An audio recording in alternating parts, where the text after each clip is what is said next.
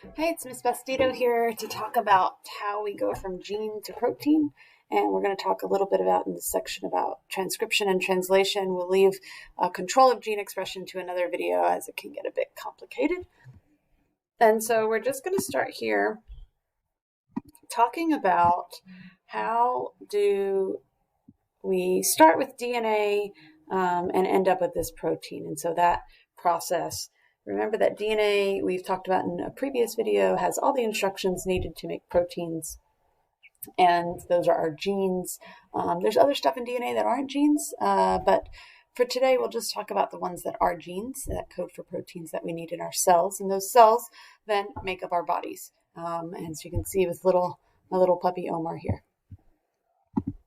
So we call this the central dogma theory. And what that means is that DNA has the information for making RNA. RNA then goes to the ribosome to then make the protein. And so this is the flow of genetic information, and it's called the central dogma theory. So DNA makes RNA through the process of transcription, and then RNA makes the protein through the process of translation. That protein goes on to give you some trait or to perform some function inside of your cells. So a little bit about, we do need to kind of revise a bit about what's the difference between DNA and RNA. And so DNA has this double strand. It's made up of repeating nucleotide sequences. The nucleotides are deoxyribose, which is the sugar, a nitrogen base, and those nitrogen bases are adenines, thymines, guanines, and cytosines in the DNA. In the RNA, it is a bit different. The sugar is ribose, and instead of having thymine as one of the nitrogen bases, we have the base of uracil. And so before we would have base paired a T with the A, now we would base pair a U with the A. But RNA is also only single-stranded. And so there will never be base pairs in RNA unless it's being made from the DNA, and during that time it will base pair with the DNA. We have lots of different types of mRNAs. So we have, of RNAs, there's mRNA and tRNA and rRNA. The first two will really be the only ones that we talk about in any detail in this video. And so in the process of transcription, we are making an mRNA. And we make this mRNA from the DNA, and specifically from the strand of DNA that is the template strand. And so we only need one of the strands, but for this to happen, we'll talk about how that happens in a minute, but we're going to read it from we're going to build from the 5 to 3 direction, just like we did in DNA replication. And the enzyme involved here will be RNA polymerase. So then how does this transcription bubble open up in the first place? And so when we look at that, we can look at that there is a region. So if this blue region here is the gene, then this here, a little bit upstream from the gene, is a promoter region. And that promoter region allows for binding of transcription factors. And these transcription factors are really just proteins that are made from another gene. But these transcription factors must bind to the promoter in order for RNA polymerase to bind. And RNA polymerase is the one adding the RNA nucleotides to build the RNA in the 5 to 3 direction from the DNA. And so without these transcription factors, there would be no RNA polymerase binding. And so you can see that here is that what we will have is these transcription factors bind, which will cause the RNA polymerase to bind, which will then start reading in the 5 to 3 direction, the RNA polymerase that is, to build an mRNA or any RNA really molecule from that DNA gene. So you can see here that the RNA polymerase is going to add RNA nucleotides in the 5 to 3 direction in the same way that we did DNA replication, except for now these nucleotides are RNA nucleotides. So they'll have a ribose sugar instead of deoxyribose. And remember, we won't have any T's. And so whenever we have an A, as you can see here, we have an A in the DNA, then up here in the RNA, there would be a U. And we do this, and because RNA is only single-stranded, we're only doing it on one side. And so these would keep base pairing. And so you might see this U here coming down to this A, and then A to T and G to C and C to G, and we would keep going until we've made our RNA transcript. once the RNA transcript is made, we have basically a strand of RNA.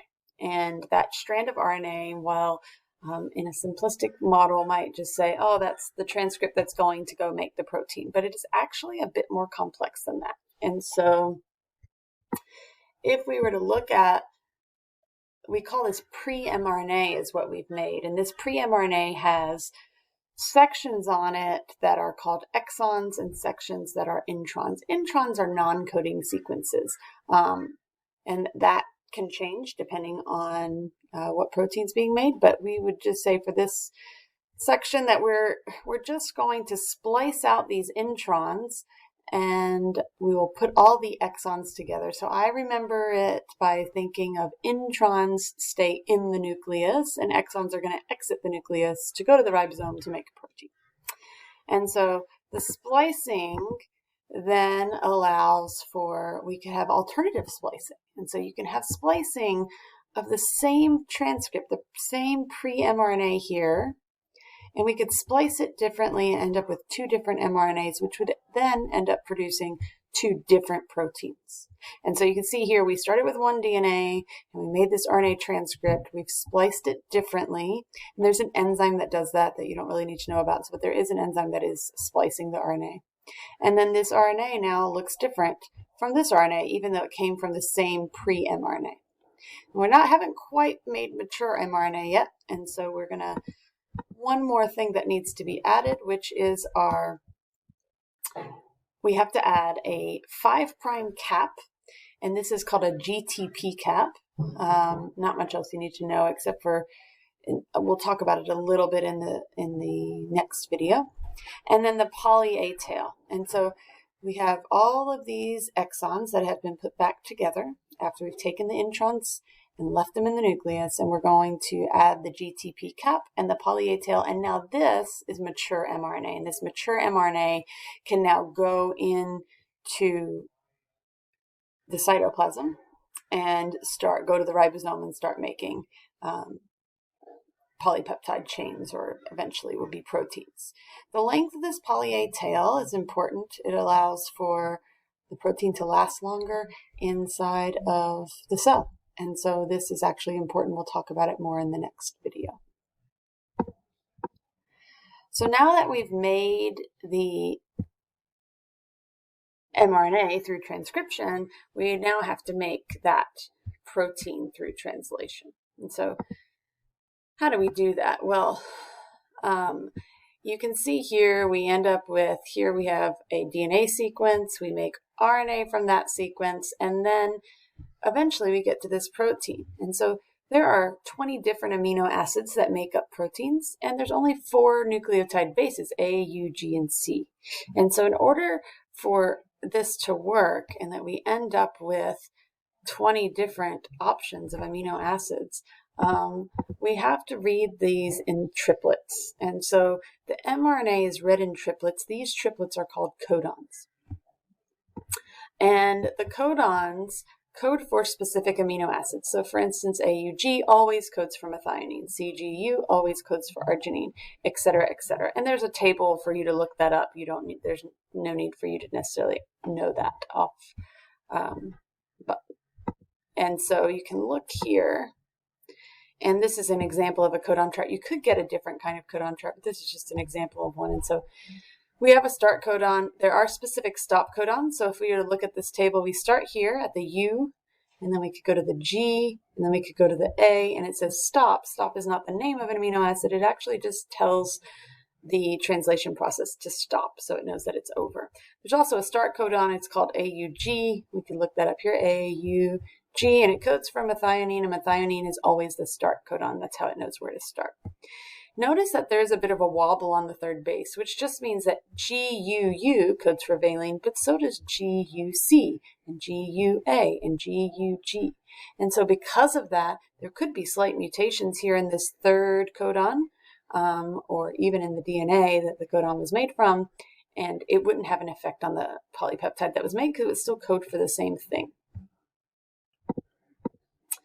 And so these codons are matched through anticodons. And so these codons are matched by the tRNA, I should say, through anticodons. And so I'll show you a picture in just a minute of that, but the tRNA, if it says AUG in the mRNA, the tRNA brings the anticodon, but more importantly, it's bringing this amino acid that's attached to the bottom. So the anticodon is going to be complementary to the codon, and it will bring along with it, T stands for transfer, the transfer RNA will bring along with it its amino acid that coincides with what the chart told us that each of these represented. If we look at the tRNA itself, it is also single-stranded because it's mRNA, and so but it has a really unique shape, and it looks somewhat like a T actually. And the unique shape causes some, even though it's single-stranded, it causes some hydrogen bonding and to form these different loops.